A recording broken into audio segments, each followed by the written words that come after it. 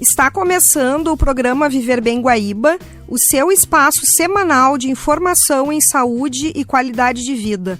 No primeiro bloco de hoje, vamos falar sobre um tema que merece a nossa atenção, a doença de Alzheimer. O dia 21 de setembro marca o Dia Mundial e Nacional de Conscientização sobre o Alzheimer, uma data dedicada a aumentar o conhecimento sobre essa condição, os sintomas, a importância do diagnóstico precoce e também o apoio às famílias e cuidadores.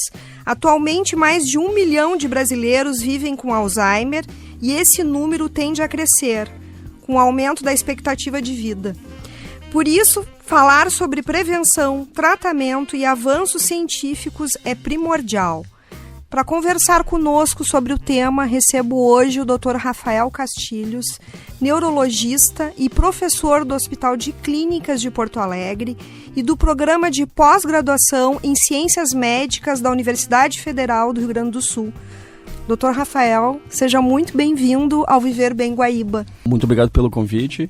É um prazer poder falar, então, sobre isso de Alzheimer e as demências em geral, né? Obrigada, doutor. Para começarmos aqui, o que é a demência, né? Essa é uma pergunta importantíssima, porque há uma confusão entre os dois termos, Alzheimer e demência. Então, doença de Alzheimer é um tipo de demência, é uma causa de demência. Bom, e o que é demência? É uma síndrome. Uma síndrome significa um conjunto de sintomas com várias causas. O que caracteriza a demência é um declínio cognitivo das funções cognitivas, ou seja, a pessoa perdeu cognição como habitualmente era, e esse declínio cognitivo leva a uma incapacidade. Ela deixa de fazer atividades que habitualmente conseguia.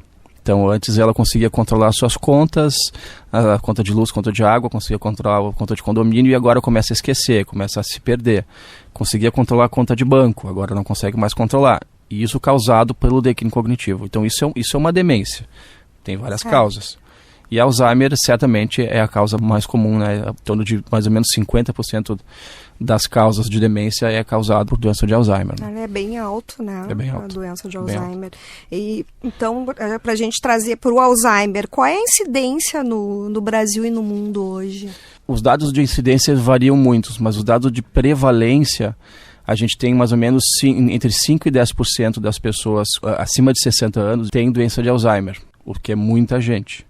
Então, a gente tem a expectativa que no mundo, mais ou menos hoje, tenha 50 milhões de casos de demência e a expectativa para 2050 é que esses casos tripliquem. Então, a gente tenha 150 milhões de pessoas no mundo assim, com a doença de Alzheimer ou algum tipo de demência.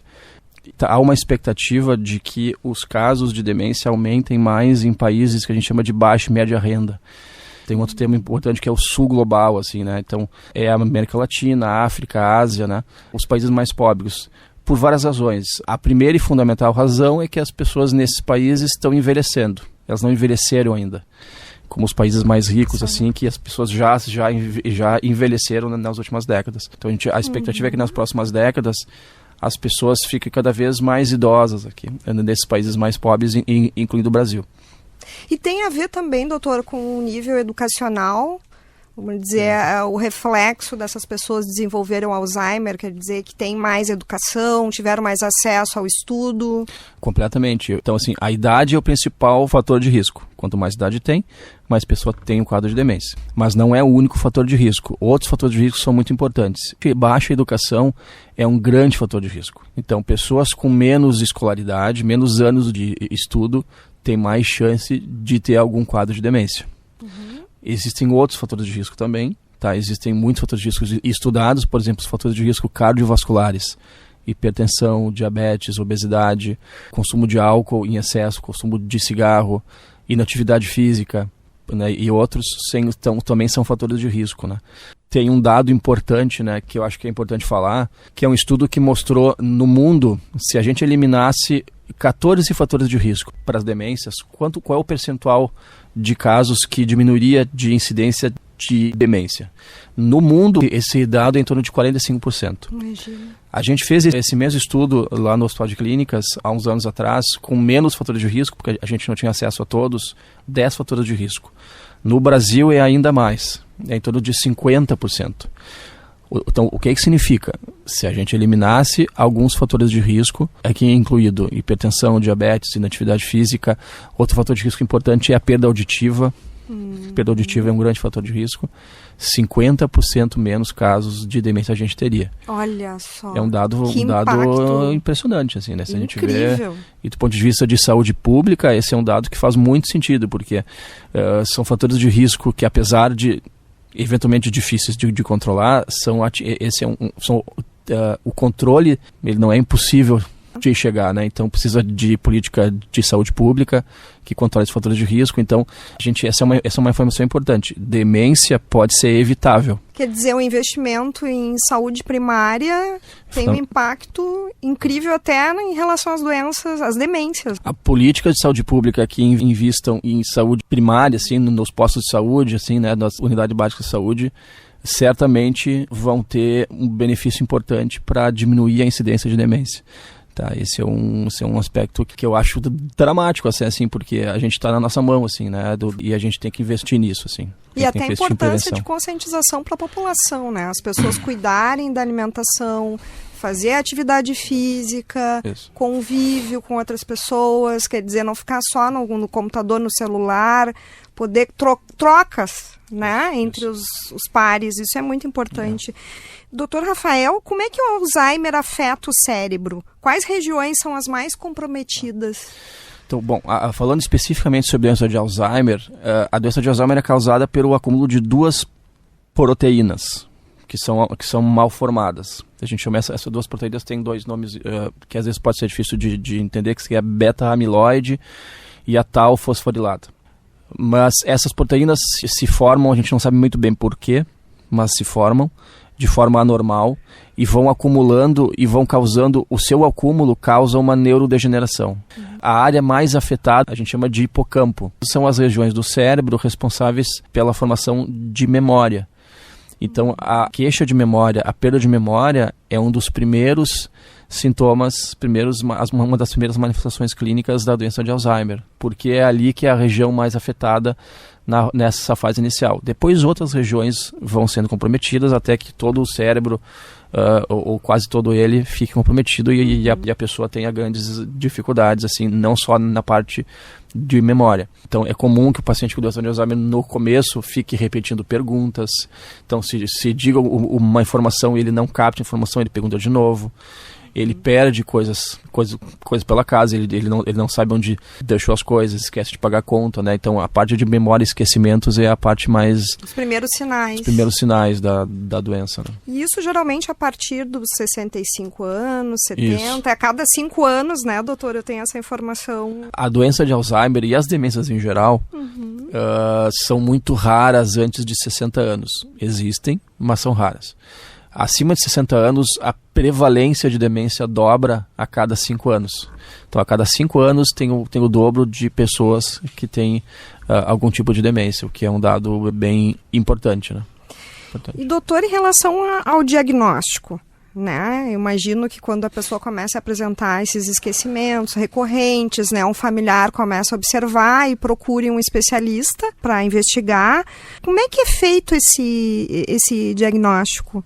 Que papel tem esses testes cognitivos, né? São exames de imagem, como é que Essa é uma feito? pergunta importantíssima, assim. O diagnóstico de doença de Alzheimer e de qualquer tipo de demência, ele é clínico. Ou seja, a gente tem duas informações importantes, que é a informação da história, de como é que o paciente está se desenvolvendo, como é que é a perda de memória. Existe uma diferença importante entre o envelhecimento normal e a demência. São coisas importantes. Por exemplo, esquecer é normal. A gente esquece de vez em quando alguma conta. Mas isso, de vez em quando, acontece esporadicamente, porque a gente está desatento. Mas quem tem demência, quem tem Alzheimer, esses esquecimentos, eles começam a acontecer e vão se acumulando. A pessoa começa a abandonar tarefas porque não consegue mais fazer aquelas atividades pelo declínio cognitivo. Junto disso, ou seja, da história, né, de como o paciente está se desenvolvendo, a gente tem os testes cognitivos, que vão nos dizer exatamente se há um declínio cognitivo. Então a gente faz teste de memória, teste de orientação, teste de atenção, e tudo isso vai nos dar uma informação importante se a cognição está preservada ou não. Tá? Depois disso, a gente faz alguns exames, em geral, exames de laboratório gerais e um exame de imagem, para a gente descobrir se o paciente tem alguma causa que possa ser reversível. Seria a tomografia, ressonância? Em geral, a gente faz uma ressonância, é um exame melhor, mas o exame de tomografia também ajuda, porque a pessoa ela pode ter essas queixas de esquecimento e ela pode ter um quadro de um AVC, por exemplo, pode ter um tumor na cabeça, por exemplo. O exame de sangue pode mostrar uma deficiência de vitamina B12, por exemplo. Então, isso tudo são causas de esquecimentos também, mas, infelizmente, essas são causas menos comuns. As causas mais comuns de demência são as doenças neurodegenerativas. Tá? Então, existe tratamento para melhorar a qualidade de vida, mas são doenças que não têm um tratamento específico para interromper. E quanto mais cedo é feito o diagnóstico, mais possibilidade de poder retardar esse avanço? O diagnóstico precoce tem muitos benefícios. Por quê? Faz com que a pessoa pare de fazer exames, ou seja, faz um diagnóstico de demência, para de ficar fazendo exames desnecessários, conforta a família, ou seja, a família saber qual é o diagnóstico, isso traz um conforto. Como conduzir, né? Como conduzir, então é isso, então a gente tem que fazer isso, né? Existem medicamentos que a gente pode usar e que tem alguma evidência de retardar um pouco a doença. Então, quanto mais cedo a gente começa esses medicamentos, maior a chance de a gente retardar, eles funcionam mais em fases mais iniciais. São os inibidores da colinesterase, a gente chama, né? São medicamentos mais antigos, mas que é o que a gente usa, né? Então, o benefício do diagnóstico precoce é claro, além de diminuir o estigma. Ou seja, então o estigma aqui é uma palavra importante, assim, porque é normal que a gente pense, a pessoa idosa está ficando mais velha, está ficando esquecida, isso é uma coisa normal. Não é normal. Não é normal, não é normal. Antes eu falei que a prevalência de demência dobra a cada 5 anos. E se a gente pega os pacientes que têm idades avançadas, 85, tem 90 anos, a prevalência de demência é alta. É 40%, 50%. O que é um dado importante. Mas eu sempre chamo atenção para o dado que é o oposto, ou seja, 50%, 60% das pessoas com idade avançada não têm demência. Olha aí. Ou seja, a idade é o fator de risco, mas não é um determinante absoluto. Ou seja, a pessoa fica com mais idade não significa que ela vai ter demência.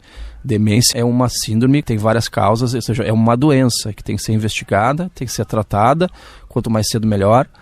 E tem que ser acompanhada, ou seja, a gente dá um nome para isso, né? E acho que esse é um ponto importante. Não é um envelhecimento normal, isso é uma doença.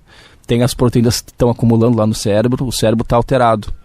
E quanto mais cedo a gente investigar e tratar, certamente melhor. Até para evitar esse sofrimento, né? Dessa pessoa, desse idoso, né? Porque daqui a pouco simplesmente dizer, ele está caduco e não levar para um profissional, um especialista para fazer um diagnóstico correto e que seja precoce, né, doutor? Quer dizer... E outra coisa é evitar riscos, né? Ou seja, por exemplo, cuidar desse idoso para que o esquecimento que está acontecendo, o declínio cognitivo que está acontecendo, não ponha ele em risco. Por exemplo, um risco importante é ele se perder pela rua. Existem drogas novas, e uma delas, inclusive, foi aprovada agora, mais recentemente, no Brasil, que a gente chama dos anti-amiloides. Então, eu falei lá no começo que uma das proteínas que são acumuladas é o beta-amiloide.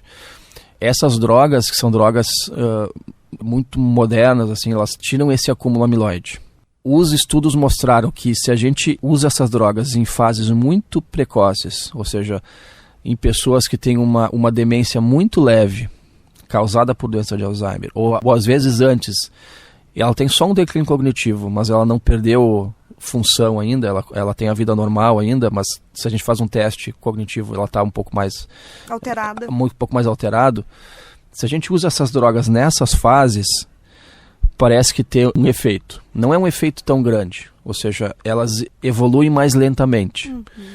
Tem muitos efeitos adversos, tá? Então isso existe, elas são caras ainda, então elas custam caro, então é por uma parcela muito pequena das pessoas com doença de Alzheimer, mas elas existem, tá? Então assim, uma foi aprovada e provavelmente outra está vindo também, então assim, a gente tem opções, tem alternativas muito novas por uma parcela muito pequena dos pacientes com doença de Alzheimer, tem que ser uma doença de Alzheimer muito inicial, e tem muitas contraindicações também, né? Seria efeitos colaterais? Assim? Existem muitos efeitos colaterais. Quais são eles, assim? Especialmente quando essas drogas, quando retiram essa proteína acumulada, causa um inchaço no cérebro às vezes. Tem uma reação imunológica. E às vezes pode causar uma espécie de hemorragia também junto. Eu diria assim que são drogas de uma primeira geração de drogas novas. Então a gente tem muita pesquisa em doença de Alzheimer, claro, porque é a doença neurodegenerativa mais comum. Sim. Né? Então há um interesse global de que se descubram drogas novas, né? Mas eu vejo, a minha perspectiva mais pessoal é que essa é uma primeira geração de drogas, que vão vir drogas mais novas, de uma segunda geração, de uma terceira geração, com efeitos benéficos maiores, e com menos efeitos adversos. Essa é a minha perspectiva. E no Hospital de Clínicas, Dr. Rafael, que o senhor atua nessa área de pesquisa também, o que há de mais novo, assim? A gente tem vários estudos em andamento, alguns com fármacos novos, então a gente tem estudos que vão começar em seguida com outras drogas anti-amiloides, por exemplo, então isso vai começar ainda esse ano. A gente está tentando entender também, com outros estudos, fases muito iniciais da doença de Alzheimer. Então, quando a pessoa tem só uma queixa de memória, a gente está acompanhando idosos acima de 60 anos, fazendo avaliações uma vez por ano, a gente está no 3º ano já, de pessoas que têm cognição normal, ou seja, faz o teste cognitivo, elas são normais, mas ela tem uma queixa de memória, ela acha que a memória está pior. Uhum. E nós estamos acompanhando isso, fazendo vários exames, a gente está fazendo ressonância magnética, a gente está fazendo uma coisa que a gente consegue fazer que chama biomarcador, que é a gente dosar essas mesmas proteínas que estão acumuladas, a gente dosa elas no sangue. E a gente consegue saber se a pessoa já tem a alteração que é responsável pela doença de Alzheimer, que é a característica da doença de Alzheimer, com o teste de sangue. Esse é um exame que não está tão disponível ainda para a clínica, assim, né, para o uso das pessoas em geral, mas provavelmente o diagnóstico de doença de Alzheimer especificamente ele está alterando, ele tá se modificando um pouco. E no futuro, certamente, isso vai acontecer, que a gente vai diagnosticar a doença de Alzheimer com teste de sangue. Que perfeito. Isso ainda não está completamente desenvolvido, tem muito estudo para ser feito ainda, mas esse é o caminho. Então a gente está indo para um caminho, especificamente na doença de Alzheimer, para uso de biomarcador, ou seja, testes que identifiquem a doença no sangue, e drogas que mexam com a doença em si, com aquelas proteínas que se acumulam. A gente tirar aquelas proteínas e na verdade, alterar o funcionamento do cérebro para que a doença pare. Então, a gente não conseguiu isso ainda, mas a gente está caminhando para lá, a minha expectativa. Vai ser um avanço maravilhoso, né, doutor? Ia ser fantástico, né? A minha percepção é que o diagnóstico clínico vai ser ainda importante, assim, né? Claro, a gente tem que saber se a pessoa tem um declínio, de fato, então o teste cognitivo, a história, mas a gente vai ter como refinar o diagnóstico do doença de Alzheimer, de fato dizer, esse paciente aqui especificamente, ele tem doença de Alzheimer e não é uma outra demência, é uma doença de Alzheimer. A gente só pode usar essa droga anti-amiloide num paciente que o exame de sangue ou o exame de imagem diga que é doença de Alzheimer. Então, por exemplo, existe um outro tipo de exame de imagem que a gente chama de PET-CT, que é uma tomografia específica que mostra a patologia amiloide, ou seja, tem um contraste, né, que a gente injeta no paciente e ele marca esse acúmulo dessas proteínas específicas. Bem na localização. Bem localizado. Então eu sei com esse exame de imagem se aquele paciente tem doença de Alzheimer ou não. Mas esse é um exame caro, é um exame que não tem em qualquer lugar e provavelmente os exames de sangue vão dar um alívio. Eles vão substituir, eles vão ser, eu diria que daqui talvez menos de uma década, talvez menos disso, a gente tem exames de sangue para doença de Alzheimer disponíveis e não tão caros. Tomara, doutor. Principalmente pelo SUS, né? Eu fico pensando como é que é hoje o acesso pelo SUS, o tratamento, o acompanhamento dessas pessoas. É um acesso difícil. Os pacientes, eles estão nas unidades básicas de saúde, estão na atenção primária. E a atenção primária, os médicos da atenção primária, eu diria que a maior parte deles não está capacitado para diagnosticar um quadro de demência de uma forma muito precoce. Existe um plano estadual de demências. E nesse plano estadual de demências, entre as várias ações que a gente está tentando fazer, então esse é um plano da Secretaria Estadual de Saúde, mas que envolve vários hospitais e vários centros, né? O Hospital de Clínicas está envolvido também, de tentar melhorar o diagnóstico das demências em geral. E isso passa pela capacitação dos médicos da atenção primária que estão, né, Os postos médicos do posto de saúde, médico do SUS, porque os pacientes com demência no SUS, eles não estão nos hospitais grandes. A maior parte deles está no posto de saúde. Então o médico tem que estar capacitado. Ele tem que estar atento, assim, né? Isso que é difícil, capacitar. A gente entende que o médico da atenção primária, ele tem muitas demandas, né? Ele tem que tratar muitas doenças, né? E as demências são uma parte dela só. Então, mas esse é um desafio bom, assim, né? A gente tem que ir atrás disso e capacitar essas pessoas. Poder encaminhar essas pessoas o mais cedo possível, né? Esse impacto para a saúde vai ser fantástico. Doutor, em relação a estudos mostrando a relação da vacina contra o herpes zoster, com a redução do risco de Alzheimer. Então, eu gostaria de que o senhor comentasse sobre essa vacina. Essa é uma evidência que está crescendo assim, nesses últimos anos, assim, né? Especialmente estudos que a gente chama estudos de associação. Tá? O que é isso? A gente se viu em vários estudos que idosos que tomaram vacina para herpes zoster, tá? Que é um vírus específico, tem menos incidência de demência. São estudos de associação, eles não são estudos que veem causa e efeito. Tá? Então, assim, a gente não indica hoje vacina para herpes zoster em idoso para diminuir demência. Se indica para que eles tenham menos zoster. E ela é super efetiva a vacina, então a gente indica a vacina. Né? Mais estudos precisam ser feitos para identificar exatamente por que acontece isso, por que parece que as pessoas que tomam vacina têm menos, cada vez mais precoces de doença de Alzheimer. Então, por exemplo, como eu falei antes, os biomarcadores, eu consigo com teste de sangue, ou com teste de imagem, ou com teste de líquor, né, que o líquor é esse líquido que tem a volta do cérebro e da medula espinhal, a gente pode coletar e ver também. Eu posso fazer um estudo com uma droga anti-amiloide em pessoas que não têm queixa nenhuma. Elas têm doença de Alzheimer porque eu estou dizendo que elas têm um teste que mostra isso, mas elas estão normais.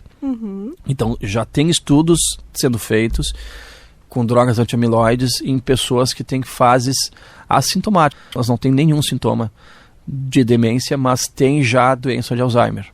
E aí seria pela questão genética? Um teste genético? Pelo teste não é pela questão genética, é pelo esse teste de sangue ou teste de imagem que mostra o acúmulo do beta-amiloide. Ela já tem o acúmulo de beta-amiloide, mas não tem sintoma nenhum. É porque a doença de Alzheimer ela não começa quando começam os sintomas. Ela começa muito tempo antes. Seria o que? Uns 10 anos antes? Às vezes mais de 10 anos. Elas começam com esse acúmulo de proteínas que até um tempo atrás não era detectável e hoje é. E só muito tempo depois é que os sintomas, quando a doença está mais grave, a patologia de Alzheimer, as alterações do Alzheimer estão mais graves, é que começam os sintomas.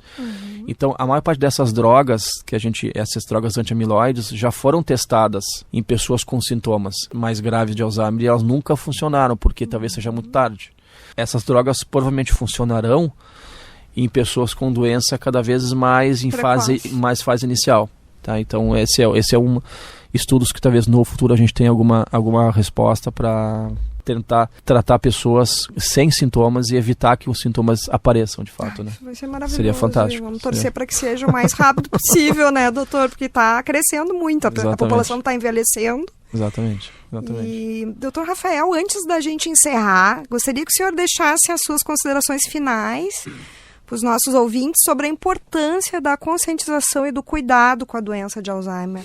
Eu acho que esse é o ponto mais importante, assim, fazer com que as pessoas entendam o que é doença de Alzheimer, quais são os seus sintomas, quais são os tratamentos disponíveis, a importância do diagnóstico precoce, né? Eu acho que a gente está no mês de conscientização da doença de Alzheimer. Eu espero que as pessoas procurem informação. A gente tem muitas fontes de informação confiáveis. Então as pessoas entendam o que é Alzheimer, entendam o que isso não é um envelhecimento normal, não é o idoso que está esquecido, a gente tem que deixar ele de canto, isso é uma coisa normal, a gente tem que fazer o diagnóstico precoce, busquem informação, busquem as famílias, busquem um tratamento, um diagnóstico mais cedo possível. Isso aumenta a qualidade de vida, diminui o risco dessas pessoas e diminui em geral esse estigma, né, que ainda existe sobre as demências em geral e a doença de Alzheimer, né, em particular, assim, né. Isso é importantíssimo, né, doutor? Doutor Rafael Castilhos, obrigada pela presença e pelas informações compartilhadas conosco. Esse é um tema que atinge muitas famílias brasileiras e que precisa, sim, ser debatido com responsabilidade e clareza. Eu que agradeço o convite. Nós vamos fazer um breve intervalo, mas siga conosco, porque o Viver Bem Guaíba volta daqui a pouquinho com mais informação de qualidade para você.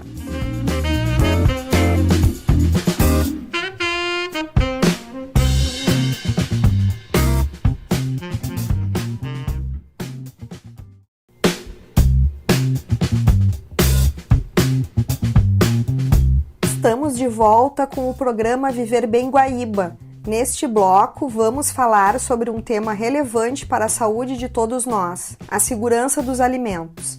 Afinal, quem nunca saiu para fazer uma refeição fora de casa e ficou com receio da qualidade ou da higiene do que estava sendo servido? Para conversar sobre isso, eu recebo a nutricionista Rochelle Bonetti, mestre em Ciências em Gastroenterologia e Hepatologia pela Universidade Federal do Rio Grande do Sul e professora e coordenadora do curso de Nutrição do Centro Universitário FADERGS. Professora Rochelle, seja bem-vinda ao Viver Bem Guaíba. Muito obrigada, Paula. Obrigada pela oportunidade, então, de estar aqui, né, com esse programa Viver Bem, que já é um sucesso.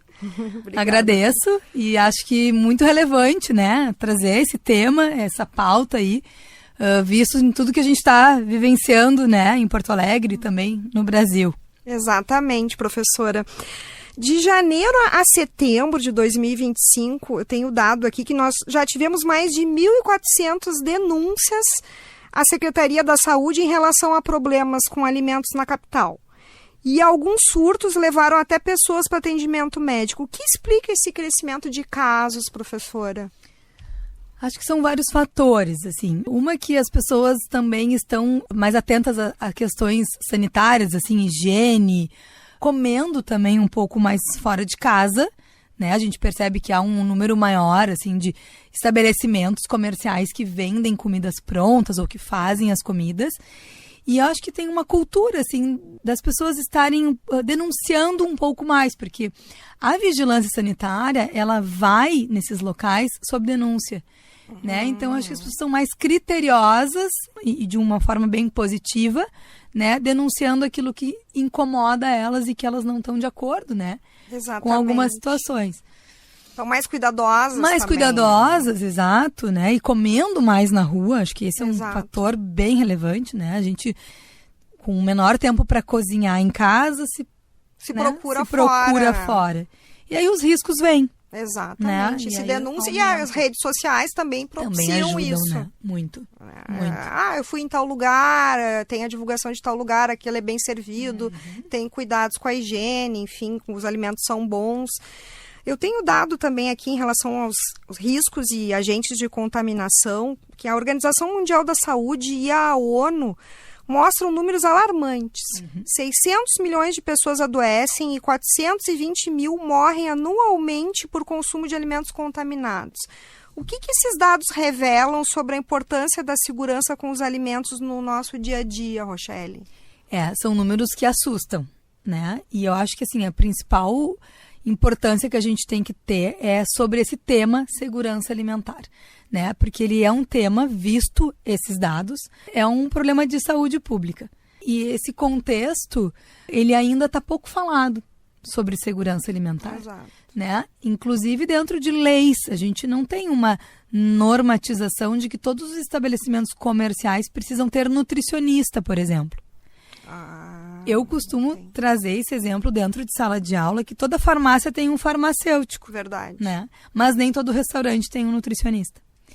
Alguns estabelecimentos comerciais já olham para isso, né? A gente não pode negar, e fazem cursos de boas práticas, né? Em alguns locais que proporcionam, mas muitos donos de estabelecimentos comerciais, o proprietário, às vezes não tem essa visão, né? De procurar, então, por capacitar os profissionais que trabalham com esses alimentos ou então, melhor ainda, de ter um nutricionista. Exato. Não tem uma regulamentação, então, exigindo... Para estabelecimento comercial, para estabelecimentos industriais, né, que terceirizam a refeição para os seus comensais da indústria, da empresa, Claro. sim, dependendo do número de funcionários daquela empresa. Os que têm refeitórios, Exato, oferecem comida. Isso, mas o comercial não, né, isso, talvez a gente comece a trabalhar nesse sentido. Claro. Né? Então, Agora, talvez com seja um esses dados, passo, seja um né? passo. As pessoas poderem exigir isso Exato. também, né? Dos locais. Exato.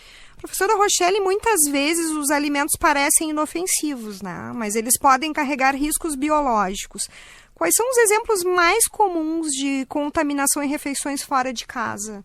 Carnes mal passadas, alimentos vegetais e hortifrutis que não têm uma higienização correta, né? E de fato, eles são mascarados, eles passam uma maquiagem, né? Porque o molho disfarça, né? Aquilo que está mal passado, muitas vezes, né? A higiene por si, só higienizar os hortifrutis com água não é o suficiente. Então, e até existe todo um substâncias processo. químicas também, né? Também. Então, existem processos, assim, né? De cuidados de higiene, por exemplo, para carne, né? As proteínas, elas são uma fonte de replicação, de multiplicação de bactérias e vírus forte, assim. Muito pelo teor de umidade que ela tem e pelo cuidado que a gente precisa ter, por exemplo, no descongelamento dessa proteína. Importante. Então, a gente vê algumas situações, assim, de irregularidades que a gente tem visto até nas redes, né? De carnes que são descongeladas sob temperatura ambiente. Então, lá em cima da pia. E isso está errado, porque daí o processo, um termo muito comum que a gente usa dentro da segurança alimentar é o binômio de tempo versus temperatura. Então, quanto maior o tempo que aquele alimento for submetido a uma temperatura errada, Maior a maior contaminação. o risco, maior a contaminação. Então, eu estou expondo uma carne, tirando essa carne para descongelar, sob temperatura ambiente. Temperatura de risco de 5 a 60 graus. Essa é uma temperatura de risco de proliferação de bactérias e vírus. Temperatura de uma cozinha, em média, 28, 27, 25 graus. Né? E essa carne ficou lá por 8, 9, 10 horas nessa temperatura. Sim. E às vezes junto ao lado de outros alimentos também, né? Aquela contaminação cruzada. Perfeito. O alimento Pode cozido acontecer. do ladinho da carne que está crua. Exatamente. Também. Isso vale até para a gente em casa, Claro. né? Não só, claro, observar no lugar onde a gente está comendo, num restaurante, num bar, enfim, mas e dentro de casa também a gente tem esse cuidado, Esse né? cuidado com De fazer a higienização correta. E para quem consome um alimento contaminado, quais são os principais sintomas de intoxicação alimentar que devem ser observados? Legal, assim, essa é uma pergunta que, como toda saúde, e o programa é Viver Bem, né? Exato. Ela traz a sua individualidade. As pessoas que têm alguma imunossupressão, que têm uma imunidade um pouquinho mais limitada, mais baixa, elas talvez sofram mais do que outras que estão com a imunidade um pouco melhor. Né? E às vezes tu vê isso, tu e teu marido num restaurante, ele passou mal, mas tu não passou. Exatamente. Né? Então, às vezes, tem a ver com a situação momentânea da imunidade. Então, é bem individual. Mas os sintomas mais comuns são náusea, diarreia, vômito, dor abdominal, né? Um estufamento gástrico, assim, uma extensão abdominal. Porque as bactérias ou os vírus estão se proliferando. Normalmente no intestino ou na via gástrica. Né? Mas normalmente eles migram para o intestino e aí acontecem essas situações, assim, né? Depende muito do tipo de bactéria, do tipo de vírus e da imunidade, né? Da pessoa. E às do vezes momento. acontece com várias pessoas, né, que frequentam esse lugar. Surto, né? Que a gente diz, são os surtos endêmicos, epidêmicos. Então, isso sim, isso normalmente é uma intoxicação mais forte, né? Com um vírus mais proeminente, né? Ali. Aí seria o momento já de buscar um auxílio médico, né? Um atendimento. Um atendimento médico, exatamente. Porque em casa, às vezes, vai tomar alguma coisa, pode ser até pior, né? Uma diarreia, aumentar a diarreia. Ou, no caso, se a pessoa tem vômitos também, então...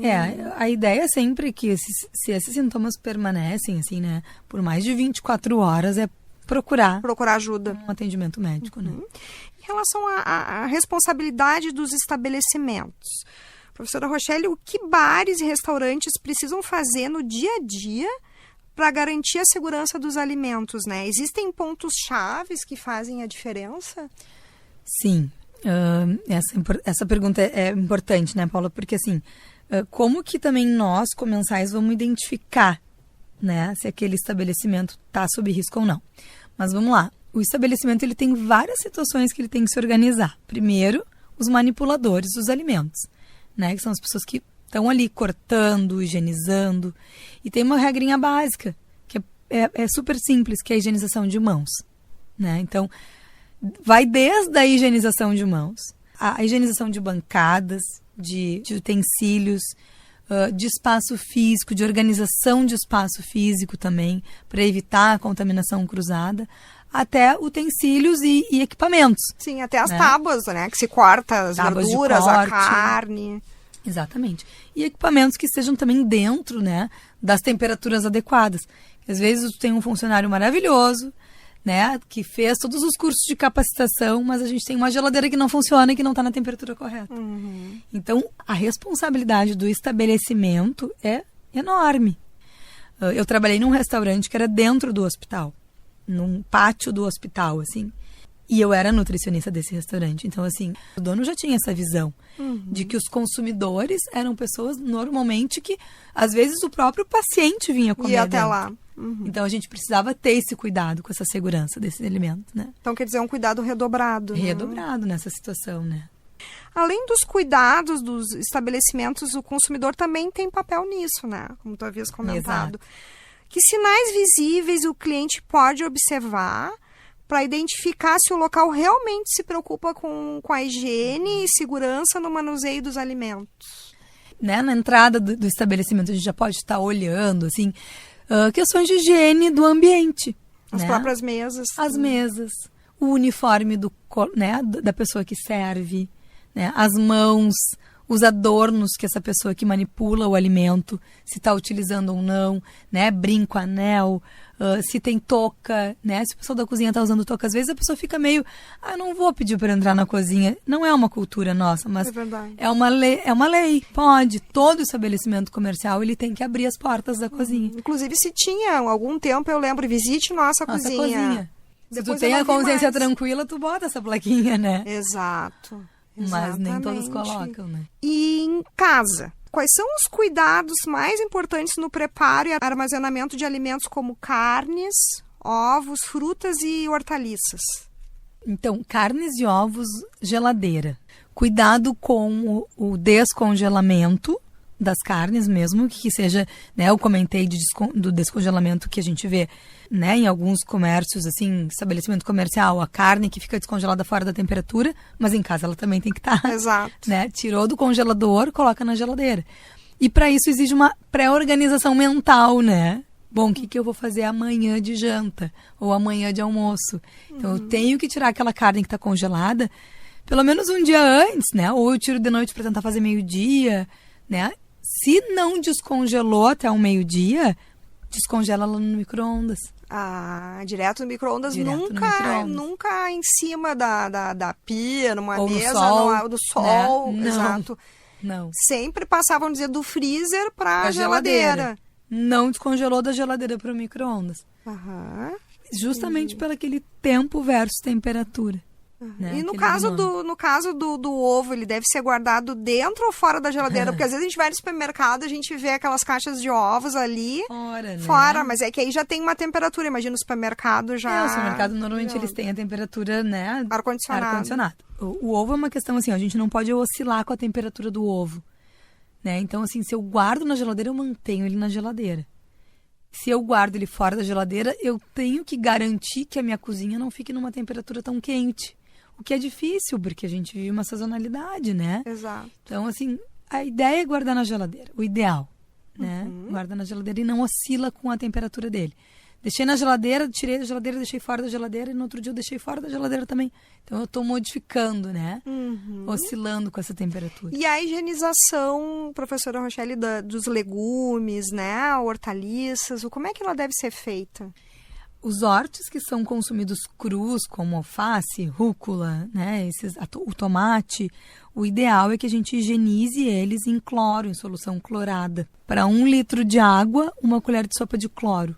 E 15 minutos. E aí depois eu higienizo e tiro esse excesso. Né? Tiro esse cloro que está ali. Sim. Cloro mesmo, cloro que água sanitária.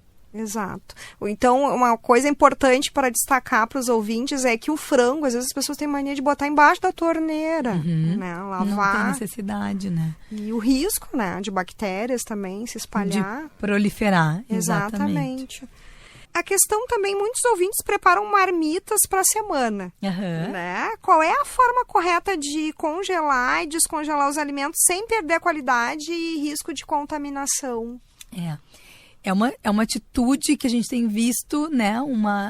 Que as pessoas têm feito bastante, né? Para se organizarem, né? Comer de forma mais saudável. Faz aquelas Então, marmitinhas para a na semana, o que é bem positivo, né?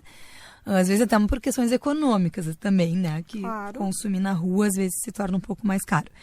Quando a gente prepara o alimento, retira esse alimento da panela e vai armazenar na marmita, né? Colocar na marmita, imediatamente já congelar ou resfriar. Às vezes a gente tem essa mania, e eu digo a gente porque é uma questão cultural também, já vi vó e mãe fazendo, né? De deixar resfriar um pouquinho fora. Exato, tipo, vai estragar a geladeira. Isso é bem comum, né? De estragar a geladeira. Não vai, a geladeira não vai estragar. Já, quanto mais rápido essa troca, essa mudança de temperatura, menor vai ser a perda, tanto em termos nutricionais quanto a questão do paladar. Então, se eu tenho um freezer que congela muito rápido, a menos 18 graus, por exemplo, eu já tiro do fogão, já boto nesse meu pote e já coloco nesse freezer que vai congelar rapidamente.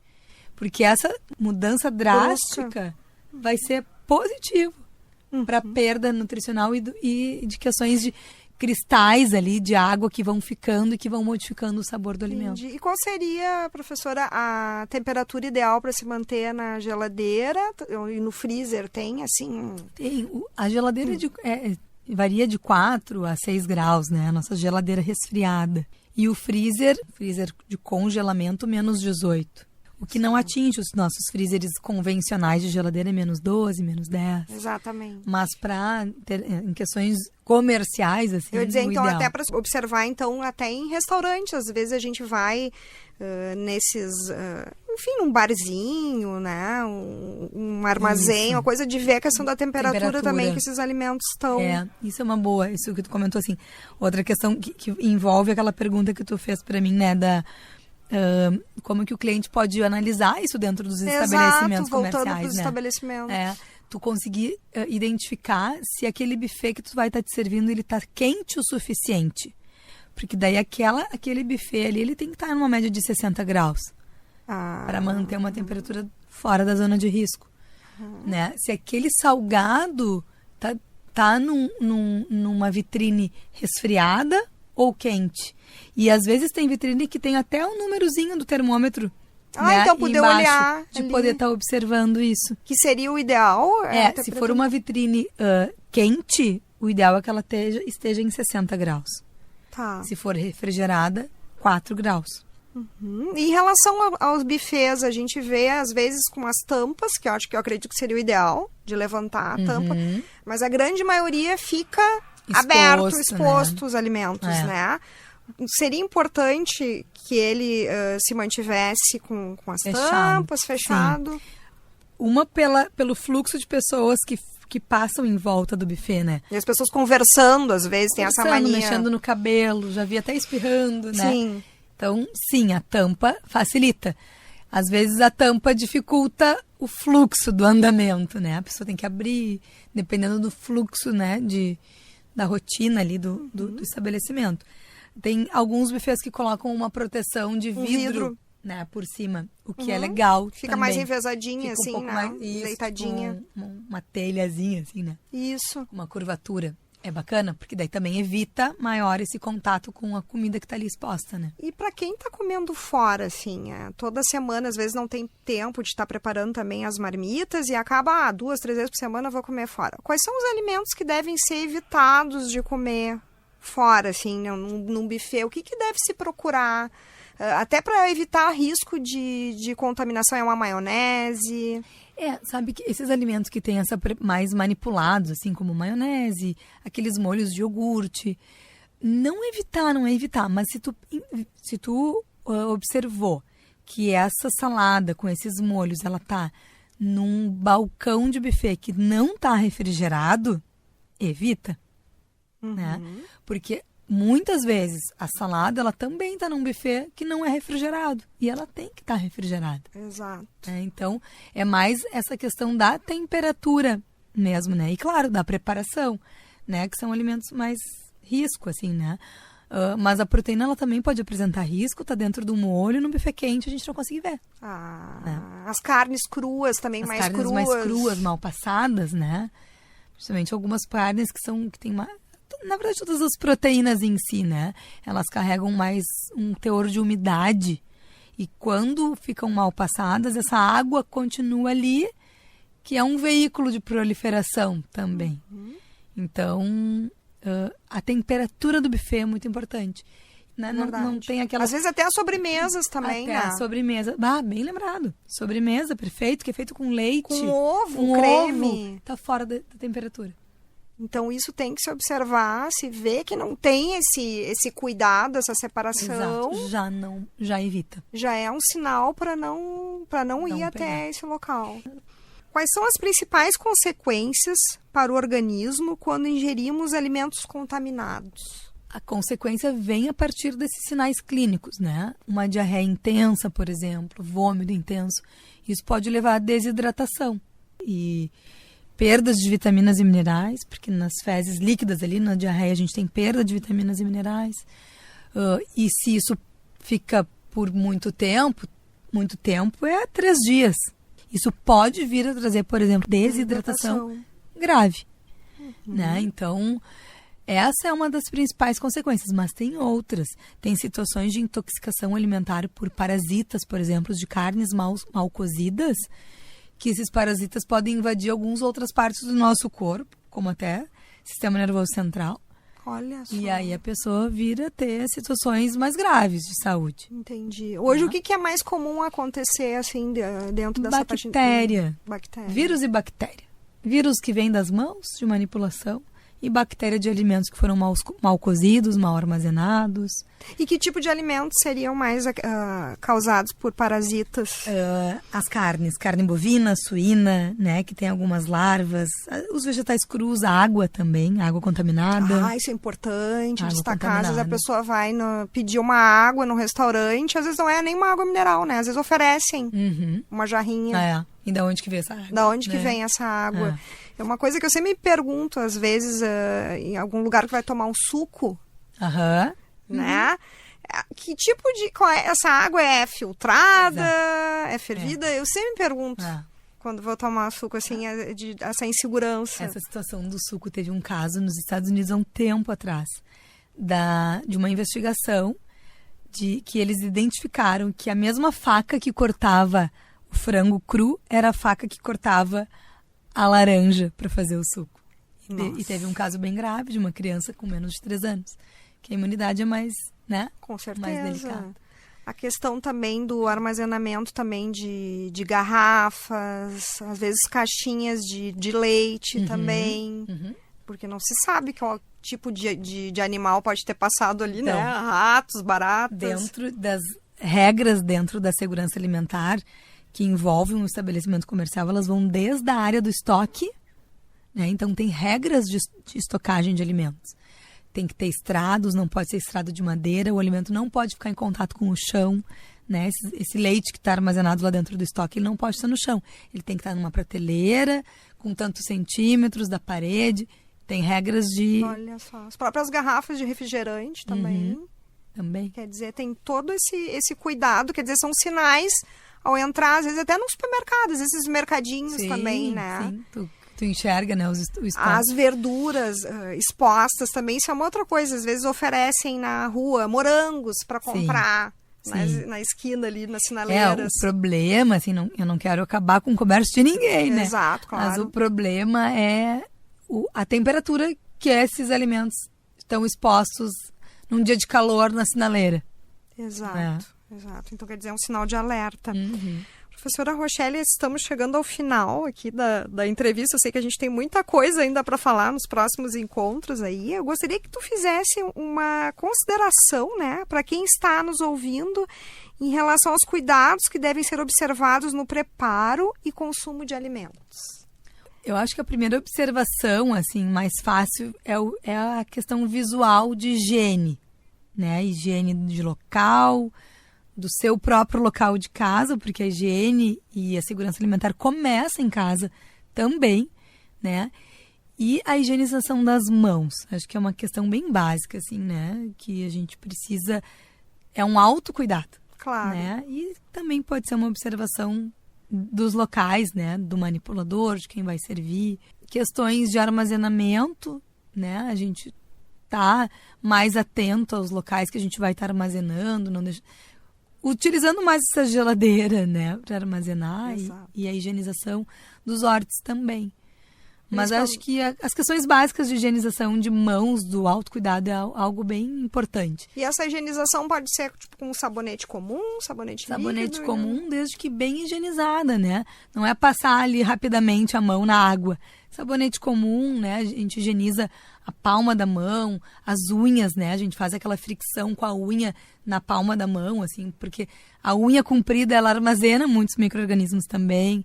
Então, ter esse cuidado, vai ter a unha comprida, então faz essa higiene bem feita da unha, né, friccionando a unha na palma da mão com o sabão. Isso é uma coisa básica, mas que já elimina algumas etapas aí. A mão carrega muitos micro-organismos, né, e ele normalmente é um agente de infecção.